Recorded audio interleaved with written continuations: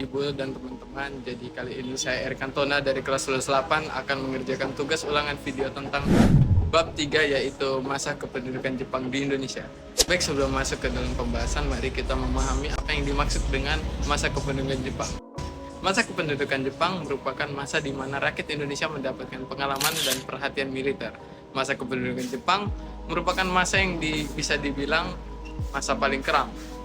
Selain melakukan eksploitasi terhadap sumber daya alam, Jepang juga melakukan eksploitasi terhadap rakyat Indonesia.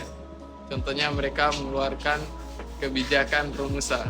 Masa kependudukan Jepang di wilayah Nusantara saat itu masih dikenal dengan Hindia Belanda, mulai dari tahun 1942 dan berakhir pada tanggal 17 Agustus 1945 ketika proklamasi kemerdekaan Indonesia dilakukan oleh Soekarno dan Muhammad Hatta.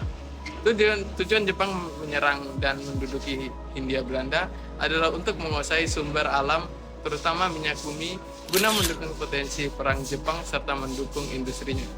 Jepang melakukan gerakan militer dengan menyerang dan menguasai terlebih dahulu daerah-daerah yang dianggap strategis dalam bidang ekonomi, seperti Kalimantan, dan kemudian daerah yang dianggap strategis dalam bidang pertahanan keamanan, seperti Sulawesi.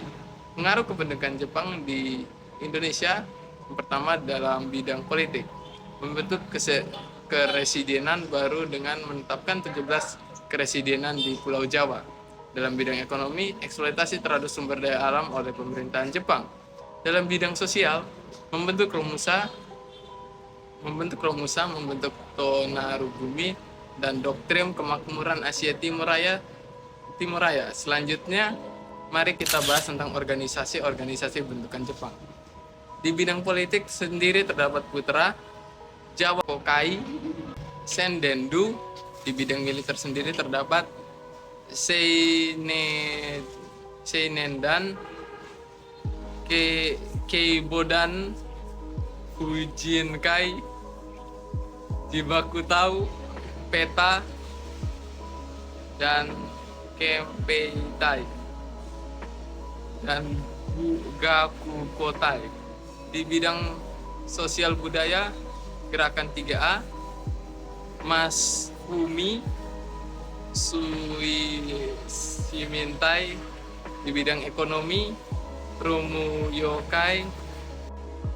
Perlu kita ketahui bahwa banyak organisasi ini yang sudah dihapus karena tidak relevan atau tidak sesuai dengan kepentingan negara setelah kemerdekaan. Namun ada beberapa organisasi yang masih relevan, contohnya organisasi yang didirikan oleh Jepang untuk tujuan pendidikan. Dan secara keseluruhan, organisasi bentukan Jepang